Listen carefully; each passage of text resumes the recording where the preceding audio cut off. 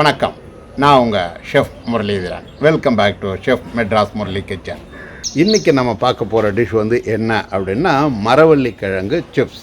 இந்த மரவள்ளிக்கிழங்கு ரெண்டு விதமான கிழங்கு இருக்குது. ஒன்று சிப்ஸுக்குன்னு உள்ள கிழங்கு, இன்னொரு கிழங்கு நாம் எப்போதும் சாப்பிட்றதுக்கு வேக வச்சுலாம் சாப்பிடுவோம் இல்லையா, அதுக்காக உள்ள ஒரு கிழங்கு இருக்குது. இந்த மரவள்ளிக்கிழங்கு சிப்ஸுக்குள்ள கிழங்கு பார்த்திங்க அப்படின்னா அதை வாங்கினீங்க அப்படின்னா உங்களுக்கு நான் வீடியோவிலே காட்டியிருப்பேன். அதை வாங்கினா அதை நீங்கள் என்ன பண்ணணும், தோலை சீவிட்டு தண்ணியில் போட்டுட்டு நீங்கள் சிப்ஸு பண்ணிங்க அப்படின்னா அந்த வழவழப்பு தன்மை அப்படிங்கிறது கரெக்டாக உங்களுக்கு வரும். நான் என்ன மிஸ்டேக் பண்ணியிருக்கேன் அப்படின்னா, தண்ணியில் போடாமல் நான் தோலை சீவிட்டு டைரெக்டாக பண்ணதுனால தோல் அந்த சிப்ஸில் பார்த்திங்கன்னா சின்ன சின்ன புள்ளி புள்ளியாக இருக்கிற மாதிரி இருக்கும்.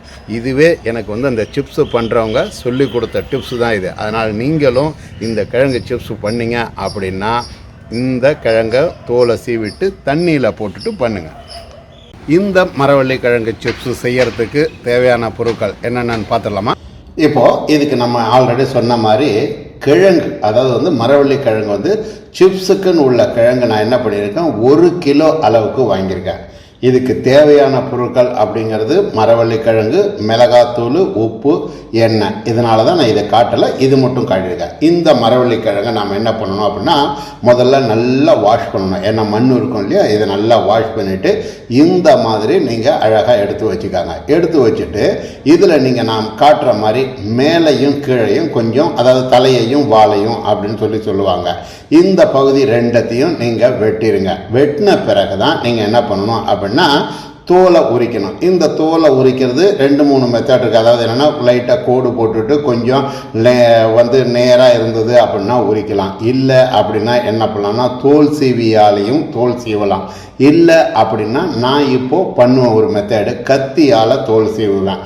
அப்படியும் நீங்கள் பண்ணலாம். இப்போ நான் என்ன பண்ணியிருக்கேன், சும்மா உங்களுக்காக சாம்பிளுக்காக நான் இப்படி காட்டியிருக்கேன். இப்போ ஒரு கோடு போட்டுட்டு நாம் உரிக்கிறோம் அப்படின்னா இந்த கோடு போட்டு உரிக்கிறது அப்படிங்கிறது கொஞ்சம் நமக்கு கஷ்டம். ஏன்னா காரணம் என்னென்னா, இந்த தோல் 2 தோல் இதில் இருக்கும். மேலே இருக்கிற அந்த ப்ரௌன் கலர் தோல் ஒன்று, இது இருக்குது பார்த்தீங்களா, ரோஸ் கலர் தோல் ஒன்று, 2 விதமான தோல் இருக்கும். அதனால் நம்மளால் உடனடியாக நெகத்தாலேயோ அல்லது கைகளாலேயோ உரிக்க முடியாது. அதுக்காக தான் நான் என்ன பண்ணுறேன் அப்படின்னா உங்களுக்கு ஒரு ஃபஸ்ட்டு கோடு போட்டு காமிச்சிருக்கேன். அதன் பிறகு இதை இப்போ பாருங்கள், கோடு போட்டு இதை மாதிரி உரிக்கலாம் அப்படின்னா உரிக்க முடியாது, கொஞ்சம் ஹார்ட்னஸ் இருக்கும். அதனால் நீங்கள் என்ன பண்ணுங்க அப்படின்னா இந்த மாதிரி இருந்துட்டு நீங்கள் தனியாக இப்போ நான் தோல் சீவுறேன் பார்த்தீங்களா, இந்த மாதிரியும் தோல் சீவலாம். பட் தோல் சீவியால் சீவ முடியாது, கத்தியால் தான் நீங்கள் கண்டிப்பாக சீவணும். இப்போது நாம் என்ன பண்ணணும் அப்படின்னா இந்த மாதிரி ஃபுல்லாக எல்லா கிழங்கு, நான் 1 கிலோ கிழங்கை 3ஆக வெட்டியிருக்கேன். ஏன்னா ரொம்ப பெருசாக இருந்ததுன்னா போட முடியாது அப்படிங்கிறதுனால 3 பகுதியாக நான் வெட்டிக்கிட்டு எல்லாத்தையும் தோலை சீவிட்டு நான் என்ன பண்ணுறேன் அப்படின்னா டைரெக்டாக எண்ணெயில் அடித்தேன். ஸோ இதுதான் நான் பண்ண தப்பு. நான் உங்களுக்கு இன்ட்ரோடக்ஷன்லேயே கொடுத்துருக்கேன். எனக்கு என்ன அப்படின்னா இந்த சிப்ஸு போடும்போது அந்த சிப்ஸு எனக்கு கொஞ்சம் மேல் பகுதி, அதாவது என்ன சொல்கிறதுனா கொஞ்சம் புள்ளி புள்ளியாக இருந்த மாதிரி இருந்தது.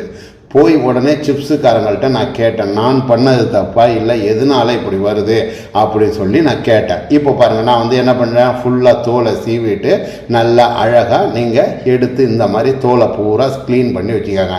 இப்போ நான் இதை மாதிரி க்ளீன் பண்ணி வச்சுட்டேன் இல்லையா, அவங்க சொன்ன டிப்ஸு என்ன சொன்னாங்க அப்படின்னா, இப்போ இந்த மாதிரி தோலை சீவிட்டு தண்ணியில் போட்டுட்டு தான் எடுத்து சிப்ஸாக அடிக்கணும் எண்ணெயில். இப்போ பாருங்கள், எண்ணெயில் நான் வச்சுருக்கேன். நான் என்ன பண்ணுறேன், இந்த மாதிரி தோலை சீவிட்டு கொஞ்சம் ரூம் பகுதி கொஞ்சம் ஹாட்டான பகுதி ப்ளஸ் பக்கத்தில் அடுப்பில் வேலை செய்கிறோம் அப்படின்னா கொஞ்சம் ஹாட்டாக இருந்தது அப்படின்னா அவங்க என்ன சொல்கிறாங்க அப்படின்னா அந்த மாவுத்தன்மை அப்படிங்கிறது வரும். அதனால் கொஞ்சம் குறவரப்பு மேலே இருக்கத்தான் செய்யும். தண்ணியில் எடுத்து போட்டுட்டு அடிச்சிங்க அப்படின்னா வழவழன்னு வரும் அப்படின்னு சொல்லி சொன்னாங்க. ஸோ இந்த டிப்ஸையும் உங்களுக்கு நான் சொல்லி கொடுத்துருக்கேன். இப்போது நான் என்ன பண்ணுறேன், இந்த மாதிரி சிப்ஸு கட்டை என்கிட்ட இருந்தது, இதில் நான் உங்களுக்கு சீவி காட்டியிருக்கேன். ஸோ இப்படி ஒரு மெத்தடு நீங்கள் டைரெக்டாக எண்ணெயில் சீவலாம். இல்லை அப்படின்னா தனியாக தட்டில் இப்படி சீவறதுக்கு உங்களுக்கு பயமாக இருந்தது, எண்ணெயில் கை போட்டுரும்னு நினச்சிங்கன்னா தனியாக தட்டில் சீவிட்டு இப்படியும் நீங்கள் எடுத்து போட்டு டைரெக்டாக ஆயிலில் ஃப்ரை பண்ணலாம். ஆனால் ஒரே ஒரு சின்ன விஷயம் என்ன அப்படின்னா, மரவள்ளிக்கிழங்கு சிப்ஸ் கொஞ்சம் எண்ணெயை குடிக்கக்கூடியது தான். அதாவது எண்ணெயை அப்சர்வ் பண்ணும் நிறையா. அதனால் நீங்கள் கொஞ்சம் எண்ணெய் கொஞ்சம் தாராளமாக தான் வைக்கணும். அதே மாதிரி நல்ல ஆயில் சூடாக இருக்கணும். சூடாக இருந்து நீங்கள் போட்டிங்க அப்படின்னா தான் கிழங்கு வந்து சிப்ஸ் வந்து நல்லா இருக்கும். கொஞ்சம் ஆயிலினுடைய சூடு கம்மியாக இருந்தாலும் இந்த கிழங்கு வந்து நல்லா வராது. ஒரு மாதிரி எண்ணெய் கோத்துக்கிட்டு கொசன்னு இருக்கிற மாதிரி தான் இருக்குமே தவிர நல்லா இருக்கு. அதனால நீங்கள் ஆயில் வந்து முடிஞ்ச அளவுக்கு நல்ல சூடாக இருந்தால் தான் நல்லா இருக்கும். ரொம்ப சூடாக இருந்தாலும் நீங்கள் அதுக்கு தகுந்த மாதிரி போடணும். இல்லை அப்படின்னா என்ன ஆகும்னா ஆயில் பொங்கிடும். இப்போ பார்த்தீங்கன்னா நல்லா ஃப்ரை ஆனதும் இது மாதிரி தான் உங்களுக்கு ஆயில் நல்லா தெளிவான மாதிரி இருந்து ஃப்ரை ஆனது மேலே வந்துடும். ஸோ இப்போ நம்ம பெரிய பெரிய சிப்ஸாக நம்ம போட்டிருக்கோம். இந்த மாதிரி ஒரு ஷேப்லையும் நீங்கள் போட்டுக்கலாம். இல்லை அப்படின்னா நாம் என்ன பண்ணலாம்னா வாழைக்காய் மாதிரி நீட் ஷேப்பாக அப்படியும் போடலாம். இல்லை இன்னொரு ஷேப் என்ன அப்படின்னா ரவுண்டாக உருளைக்கிழங்கு போடுற மாதிரி அப்படியும் போடலாம். ஸோ நான் உங்களுக்கு 3 விதமான சிப்ஸினுடைய ஷேப் வந்து காட்டியிருக்கேன். உங்களுக்கு எந்த ஷேப் வேணுமோ அப்படி பண்ணிக்கலாம். இப்போ பார்த்தீங்கன்னா நான் என்ன பண்ணியிருக்கேன், தட்டில் சீவிட்டு தான் டைரெக்டாக உங்களுக்கு போட்டு காட்டுறேன். எண்ணெயிலையும் சீவு போட்டு காட்டினேன், தட்டிலையும் சீவு போட்டு காட்டினேன். நல்ல ஆயில் வந்து கண்டிப்பாக சூடாக இருந்தால் மட்டும்தான் நல்லா இருக்கும் இந்த மரவள்ளிக்கிழங்கு சிப்ஸு. ஸோ இந்த மரவள்ளிக்கிழங்கு சிப்ஸ் வந்து மாலை நேரத்துக்கு நல்லா இருக்கக்கூடிய சிப்ஸ். இதில் சாப்பிடக்கூடிய கிழங்கை தயவு செஞ்சு வாங்காதீங்க. அதில் சிப்ஸு போட்டிங்க அப்படின்னா வராது. காரணம் என்ன அப்படின்னா அது வந்து கிழங்கு தன்மை வந்து உங்களுக்கு வந்து கடக்குன்னு வெட்டி உடைஞ்சிரும். ஸோ சிப்ஸு தீர்த்த முடியாது. இப்போ இந்த கிழங்குங்கிறதுனால தான் எப்படி வந்திருக்கு பாருங்கள், டப்புன்னு உடையுது பாருங்கள். இந்த மாதிரி கலர் வந்ததுனாலே உங்களுக்கு சிப்ஸு கரெக்டான பக்குவத்தில் இருக்குது அப்படின்னு அர்த்தம். முடிஞ்ச அளவுக்கு ஆயிலில் நீங்கள் அடிச்சுட்டு நல்லா திருப்பி விட்டு எடுத்தீங்க அப்படின்னா சூப்பராக இருக்கும் இந்த மரவள்ளிக்கிழங்கு சிப்ஸு. இதுக்கு ரொம்ப நம்ம வந்து பொருட்கள் அப்படிங்கிறது தேவையில்லை, ஜாஸ்தி கிடையாது. அப்படிங்கிறனால தான் உங்களுக்கு நான் தனியாக கொடுக்கல. ஆயில், மரவள்ளிக்கிழங்கு, மிளகாத்தூள், வந்து உங்களுக்கு உப்பு, இவ்வளோதான். பெருங்காயத்தூள் இதுக்கு தேவையில்லை, வேணும்னா நீங்கள் போட்டுக்கோங்க. ஸோ இப்போது இந்த சிப்ஸு ரெடி ஆகிடுச்சு. நான் என்ன பண்ணுறேன் அப்படின்னா வடிகட்டிட்டு இந்த மிளகாத்தூளையும் உப்பையும் இதிலக்கே ஒன்றாவே கலந்துட்டு இது மேலே போடுறேன். காஷ்மீர் சில்லி பவுடர் இருந்ததுன்னா போட்டிங்க அப்படின்னா கலர் கொஞ்சம் நல்லாயிருக்கும். அவ்வளோதான். காரம் கம்மியாக இருக்கும். காரம் வேண்டாதவங்க அது மாதிரியும் நீங்கள் பண்ணிக்கலாம். ஸோ இது ரெண்டுத்தையும் போட்டுட்டு இப்போ பாருங்கள், நான் மேலே போட்டுட்டு நல்லா ஒரு குலுக்குவேன். இதே மாதிரி நீங்களும் குலுக்கலாம். இதே மாதிரி நீங்கள் என்ன பண்ணலாம் அப்படின்னா இந்த சிப்ஸு பொரிச்சு எடுத்ததும் மேலேயே உடனே போட்டிங்க அப்படின்னா கொஞ்சம் ஆயிலில் அப்சர்வ் பண்ணுறதுக்கு நல்லாயிருக்கும். நான் வந்து போட்டு எடுத்துட்டு அப்புறம் தான் நான் போடுறேன். கொஞ்சம் அப்படி லேட்டாக தான் காரங்கிறது உங்களுக்கு அப்சர்வ் பண்ணும். ஸோ ஆயிலோடு இருந்தது அப்படின்னா நல்லாயிருக்கும். ஸோ இந்த மரவள்ளிக்கிழங்கு சிப்ஸ் வந்து ரொம்ப சூப்பராக இருந்தது. நான் வந்து சாப்பிட்டு பார்க்கும்போது வெளியில் பார்த்தீங்கன்னா இதனுடைய கிராமேஜ் விலை வந்து ரொம்ப ஜாஸ்தி. நான் வந்து 1 கிலோ கிழங்கு 50 ரூபாய்க்கு தான் நான் வந்து வாங்கினேன் சென்னையில், கோயம்பேட்டில்.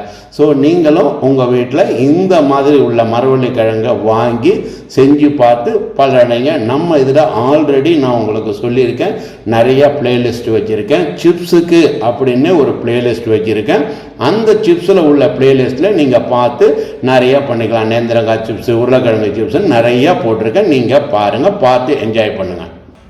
என்னங்க, செஃப் மெட்ராஸ் முரளி கிச்சனில் இன்றைக்கி செஞ்ச இந்த டிஷ்ஷை உங்கள் வீட்டில் செஞ்சு பாருங்கள். செஞ்சு பார்த்து உங்களுடைய ஃபீட்பேக்கை கீழே இருக்க கமெண்ட் பாக்ஸில் பதிவு பண்ணுங்கள். இந்த வீடியோ உங்களுக்கு பிடிச்சிருந்தா உங்கள் ஃப்ரெண்ட்ஸுகளுக்கு ஷேர் பண்ணுங்கள், லைக் பண்ணுங்கள், மறக்காமல் நம்ம சேனலை சப்ஸ்கிரைப் பண்ணுங்கள். இது மாதிரி சூப்பரான வேறு ஒரு டிஷ்ஷோட அடுத்த எபிசோடில் உங்களை சந்திக்கிறேன். அதுவரை உங்களிடமிருந்து விடைபெறுவது உங்கள் ஷெஃப் முரளிதரன். நன்றி, வணக்கம்.